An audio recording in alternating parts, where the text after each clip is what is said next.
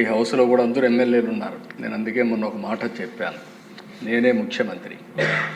నేను ముఖ్యమంత్రిగా ఉండి 2019లో వివేకానంద రెడ్డి మర్డర్ జరిగింది. తెల్లవారితో వాట్సాప్ మెసేజ్ వచ్చింది. మెసేజ్ ఏమని, వివేకానంద రెడ్డి గుండెపోటుతో చనిపోయాడు. ఎలక్షన్ సీజన్, నేను కూడా గుండెపోటు అనుకున్నాను. జనరల్గా నాకు ఎప్పుడు ఏ ఆలోచన వచ్చినా ఏ మెసేజ్ వచ్చినా మళ్ళీ నేను స్టడీ చేస్తూ ఉంటాను. అలాంటిది నేను కూడా ఎలక్షన్లో ఉండి క్యారీ అయ్యాను. నాకు ఒక సీఎంఓ ఉంది, ఒక ఇంటెలిజెన్స్ ఉంది, ఒక డీజీపీ ఉన్నాడు, మా చంద్రరాజు మంత్రి అప్పుడు అందరం ఉన్నాం. అందరం ఉండి అర్థం కాలేదు, నిజం అనుకున్నాం, నమ్మాం. అంటే నేరస్తులు ఏ విధంగా ట్రాప్లో పెడతారనేదానికి ఇది ఒక ఉదాహరణ దిశ. అంతవరకే చెప్తున్నాను నేను ఈరోజు. అది అయిన తర్వాత మధ్యాహ్నాలకి బిల్డప్ అయింది. సునీత గారు అడిగారు దీన్ని పోస్ట్ మార్టం చేయాలని. సునీత గారు కానీ పోస్ట్ మార్టం అడగకుండా ఉండుంటే క్రిమేషన్ అయిపోయేది. అంటే నేను ఎందుకు ఇవన్నీ చెప్తున్నానంటే, నేరాలు ఘోరాలు చేసే వ్యక్తుల పట్ల ఏ స్థాయి అయిన వాళ్ళైనా సరే మనం అప్రమత్తంగా ఉండకపోతే మాత్రం మనం న్యాయం చేసినట్టు కాదు, మనం కూడా ఇబ్బందులు పడే పరిస్థితి వస్తుంది.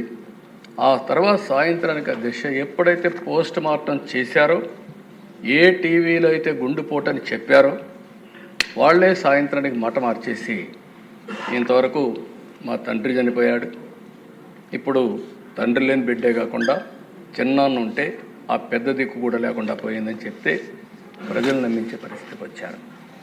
రెండో రోజు అధ్యక్ష నా చేతిలో కత్తిపెట్టి నారాసుర రక్త చరిత్రను వేసే పరిస్థితికి వచ్చారు.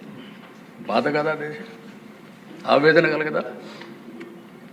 ఏంటి ఇలాంటి అరాచకాలు చేసి కూడా రాజకీయాలు చేయగలుగుతామనే ధీమా నా జీవితంలో ఒకటే చెప్తాను దశ, ఎప్పుడు హత్యా రాజకీయాలు మరక అంటకుండా 45 సంవత్సరాల రాజకీయాలు చేశారు. ఎవరైనా హత్యా రాజకీయాలు చేసిన ప్రజాక్షేత్రంలో పోరాడి అలాంటి వ్యక్తుల్ని శాశ్వతంగా రాజకీయాలు లేకుండా చేశాను తప్ప, శిక్షలు బయటకు చేశాను తప్ప, నేను ఎలాంటి పరిస్థితులు కూడా అలాంటి దీనికి దోహదం చేయలేదు. నేను ఎప్పుడూ చెప్పేవాడిని, ఒక హత్య చేయడం అనేది చాలా ప్రమాదం. పోస్ట్ మార్టానికి కారకులైన వ్యక్తులు మీకు కూడా పోస్ట్ మార్టం జరుగుతుంది, జాగ్రత్తగా ఉండమని హెచ్చరించాను. ఈరోజు ఈ హౌస్లో కూడా ఎమ్మెల్యేస్కి అందరికీ చెప్తున్నాను, మీ నియోజకవర్గాల్లో లా అండ్ ఆర్డర్ కంట్రోల్ చేయడం మీ బాధ్యత. లా అండ్ ఆర్డర్ని మనం కానీ విస్మరిస్తే ప్రజల్లో అశాంతి వస్తే కరెక్ట్ కాదు. ఇంకొక విషయం కూడా చెప్తున్నాను, రాజకీయ ముసుగులో నేరాలు ఘోరాలు చేసి ఎదురుదాడి చేసి తప్పించుకుంటా ఉంటే ఈ ప్రభుత్వంలో సాగనివ్వనని మరొక్కసారి చాలా స్పష్టంగా విజ్ఞప్తి చేస్తున్నాం. ప్రజలకు మనం లా అండ్ ఆర్డర్ క్రియేట్ చేయాల్సిన, సమస్యలు లేకుండా చేయాల్సిన అవసరం ఉంది. టెక్నాలజీ వచ్చింది, టెక్నాలజీ ఉపయోగించుకుంటాం. కడాన పోలీసులు చూస్తే వాహనాలు కూడా లేని పరిస్థితి, పెట్రోల్ కూడా ఇవ్వలేని పరిస్థితి, ఇలాంటి చాలా జరుగుతున్నాయి. చాలా వరకు కరెక్ట్ చేశాం, ఇంకా కరెక్ట్ చేస్తాం. పోలీస్ యంత్రాంగాన్ని అప్రమత్తం చేస్తాం.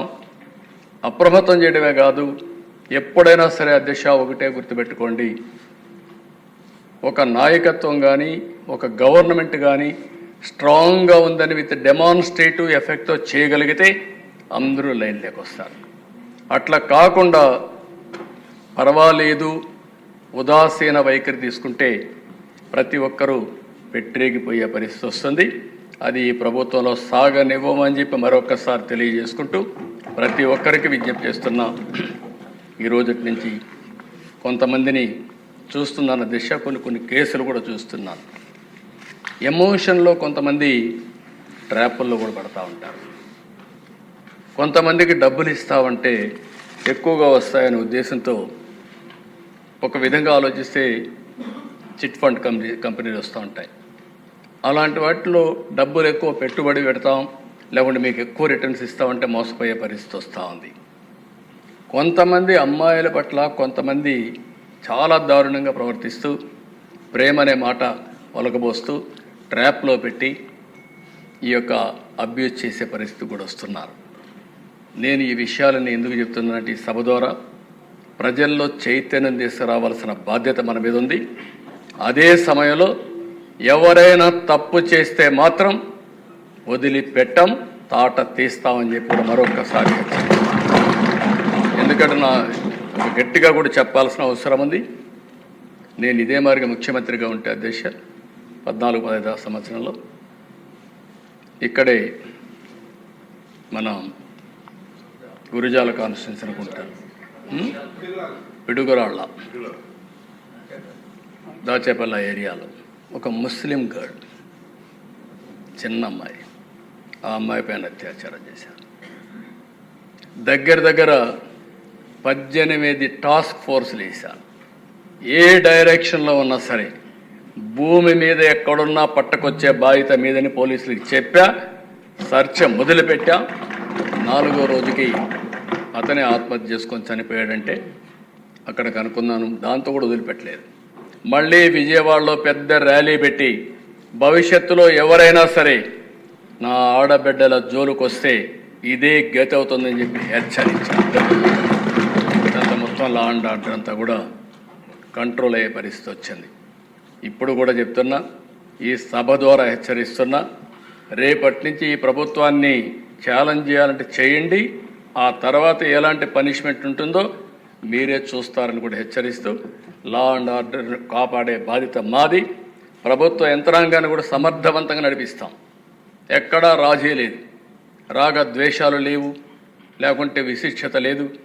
ఎవరైతే మీరందరూ లా అండ్ ఆర్డర్ మెయింటైన్ చేస్తారో డీజీపీ దగ్గర నుంచి లాస్ట్ మైల్లో ఉండే కానిస్టేబుల్ వరకు మీరు లా అండ్ ఆర్డర్ మెయింటైన్ చేయండి.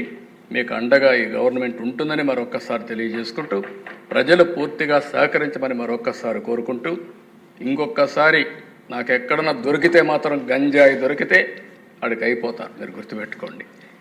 అదే మాదిరిగా ఎక్కడ డ్రగ్స్ దొరికినా లేదు. రాజకీయ ముసుగులో హత్యలు, నేరాలు, ఘోరాలు చేయాలనుకున్నా చాలా క్లియర్గా ఉన్నాం.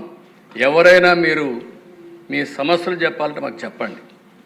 సమస్యలు చెప్పకుండా మీ ఇష్ట ప్రకారం వచ్చి రౌడీజం చేస్తాం, ఇష్టానుసారంగా ప్రవర్తిస్తాం కూడా కరెక్ట్ కాదు. మీరు రండి, వింటాం, మీరు చెప్పినంత వింటాం. మీ సమస్య న్యాయపరమైతే తప్పకుండా పరిష్కారం చేసే బాధ్యత ఈ ప్రభుత్వాన్ని చెప్పి కూడా తెలియజేసుకుంటూ, అందరూ సహకరించమని చెప్పి కోరుకుంటూ మీ దగ్గర సెలవు తీసుకుంటున్నాను.